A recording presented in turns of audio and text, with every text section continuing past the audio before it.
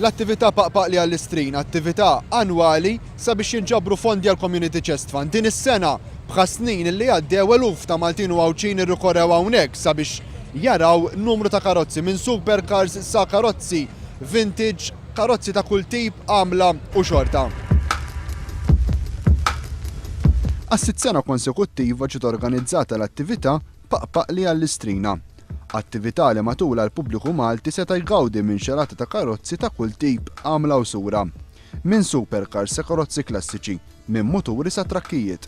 Żgur li f'Paqpaq li għall-Istrina wieħed seta' jara l-karozza favorita tiegħu. L-anewlieni li jinġabru fondi għall-Istrina li mbagħad imorru għall-Community Chest Fund. Numru ta' supercars inġiebu apposta ġewwa pajjiżna għal din l-okkażjoni. Karozzi tal-ħolm għal ħafna dilettanti Maltin.